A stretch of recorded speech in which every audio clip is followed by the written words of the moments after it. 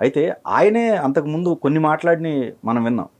15 నిమిషాలు చాలు, ఈ దేశంలో ఎవ్వరు ఉండరు, ఏ హిందూ ఉండడు. అక్బరుద్దీన్ అదే ఇంకా వాళ్ళకి సంబంధించే కదా, అవును, సేమ్ అవును. వాళ్ళు ఇచ్చిన స్టేట్మెంట్ లేదు. అదే ఇప్పుడు అంటే మనం అంశాల వారీగా చూస్తే దేశం పరంగా మాట్లాడింది తప్పలేదు, ఆయన నో డౌట్ ఆ విషయంలో. అదే బట్ కానీ అంతర్యుద్ధంలో మేము మేము ఎప్పుడు సిద్ధంగా ఉన్నాం అవును, అనే ఇండికేషన్ ఎప్పుడు ఇస్తానే ఉన్నారు కదా. అది వాళ్ళలో ఉన్నటువంటి ఒక యునిక్ మెంటాలిటీయో ఐడియాలజీయో ఏమనుకోవాలంటే, లేదా పొలిటికల్ స్ట్రాటజీయా, లేకపోతే నిజంగా ఆ ప్లానింగ్లో ఉన్నారా అనేది చూడాలి. ఇప్పుడు అంశాల వారీగా చూస్తే అలా ఒక వర్గాన్ని మేము 15 నిమిషాలు టైం ఇస్తే లేకుండా చేస్తాం అనేది రెచ్చగొట్ట, అది కూడా తీవ్రవాదమే. అదే కదా, ఖచ్చితంగా. అసలు మీ దేశంలో ఎడ్యుకేషన్ లేదు, మొత్తం సర్వనాశనం అయిపోయింది, మా దేశంతో కంపేర్ చేసుకుంటే భారత్తో పాకిస్తాన్ ఎక్కడో ఉందనేది మంచి స్టేట్మెంట్, నో డౌట్. కానీ వాళ్ళే కొన్ని స్టేట్మెంట్లు ఇచ్చినవి ఉన్నాయి, మనం ప్రీవియస్ చూసాం, విన్నాం. అంటే ఇప్పుడు ఈయన ఆలోచన విధానం ఏంటి అంటే, మాకు పాకిస్తాన్ శత్రువే, నో డౌట్, కానీ భారతదేశాన్ని మా ముస్లిమ్స్ ఆక్యుపై చేసుకుంటారు, మేమే ఈ దేశాన్ని హస్తగతం చేసుకుంటాం, మేము భారతీయ ముస్లింలు అని చెప్తున్నారు, వాళ్ళు పాకిస్తాన్ ముస్లిమ్స్ అని చెప్తున్నారు. పాకిస్తాన్తో యుద్ధం వస్తే భారత్ పక్షమే, కానీ భారత్లో అంతర్గతంగా మా బలం పెంచుకొని హిందూ జనాభాని దాటి మా స్ట్రెంగ్త్ పెంచుకొని, లేకపోతే వాళ్ళని లేకుండా చేసి ఈ దేశాన్ని మేము హస్తగతం చేసుకుంటాం అనే ఆలోచన విధానంలో కనిపిస్తుంది అయింది. అంతే కదా. ఇప్పుడు ఈ రెండు స్టేట్మెంట్స్ని కూడా పక్క పక్కన పెట్టి చూస్తే పాకిస్తాన్తో వైరుధ్యమే, కానీ దేశంగా అంతర్గతంగా మా ఆధిపత్యమే ఉండాలి. ఎందుకు అలా కోరుకోవటం అనేది, ఇప్పుడు మనకి డివిజన్ అనేవి హిస్టరీ ఒకటి ఉంది మనకి, ఇప్పటికీ ఆ భావజాలం ఎందుకు? సమస్య ప్రపంచవ్యాప్తంగా ఈ రెండు మతాల యొక్క ఐడియాలజీని అర్థం చేసుకోలేకపోవటం. 200 దేశాలు, ఇప్పుడు 200 దేశాలు ప్రపంచవ్యాప్తంగా ఉన్నాయి కదా, అందులో ఒక 150 దేశాల దాకా క్రిస్టియన్ మెజారిటీ దేశాలు ఉన్నాయి, ఒక 50 దేశాల దాకా ఇస్లామిక్ మెజారిటీ దేశాలు ఉన్నాయి. కానీ ఒక 1500-2000 సంవత్సరాలకి ముందు వెళ్తే అసలు ఈ రెండు మతాలు లేవు. 2000 సంవత్సరాల పూర్వం వెళ్తే క్రిస్టియానిటీ లేదు, 15 సంవత్సరాల పూర్వం వెళ్తే ఇస్లాం లేదు. కానీ మధ్యలో ప్రారంభమైనటువంటి ఈ మతాలు ఒక్కొక్క దేశాన్ని ఎలా ఆక్రమించుకున్నాయి. విస్తారక మతాలు, విస్తారకమైన అంటే వ్యాప్తి చెందే ఐడియాలజీ ఉన్నటువంటి మతాలు. ఎదుటి వాళ్ళని అయితే నీ మతంలో కన్వర్ట్ చేయి, లేదా అవిశ్వాసులను చంపేయి, ఏదైనా మన మతం యొక్క సామ్రాజ్యమే అంతా విస్తరించాలి అనే ఐడియాలజీ ఉన్నవి ఇవి. వీటిని అర్థం చేసుకోలేక పూర్వం మన భారతదేశంలో కూడా మన దేశాన్ని పరిపాలించిన కొంతమంది రాజులు వాళ్ళని ఆహ్వానించారు, అతిథి దేవో భవ అన్నట్లుగా.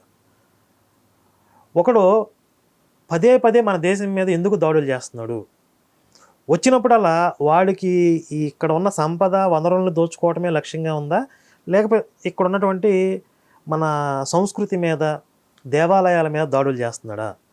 సంపద మీద ఆశతో వచ్చినోడికి దేవాలయాల మీద పగెందుకు? అంటే మత విద్వేషంతో వస్తున్నాడు, మత విద్వేషంతో దాడులు చేస్తున్నాడు.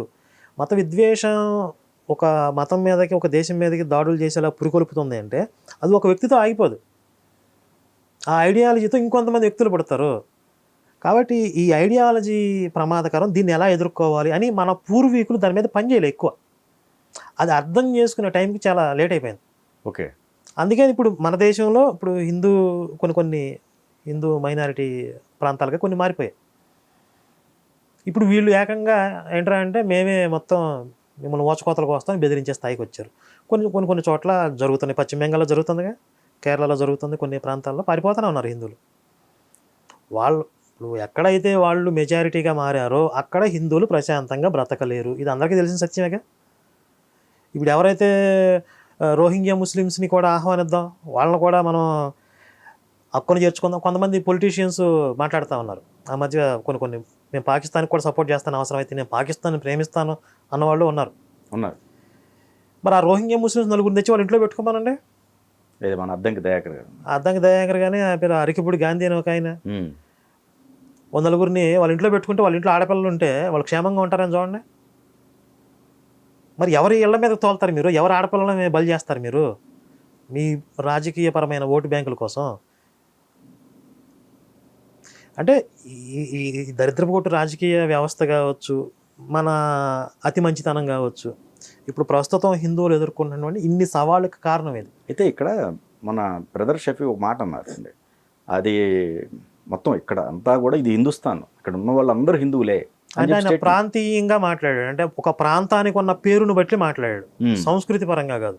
ఉమ్, ఇది హిందుస్థాన్, సింధు పరివాహక ప్రాంతంలో ఉండే హిందుస్థాన్, ఆ పరంగా చూసినప్పుడు అందరూ హిందువులే అన్నారు ఆ statement. మతపరంగా క్రైస్తవులు ముస్లింలు అయినా కూడా స్థానికంగా అంటే ప్రాంతీయంగా వీళ్ళందరూ హిందుస్థాన్లో ఉంటున్నారు కాబట్టి హిందువులే అని ఒక మాట అన్నాడు.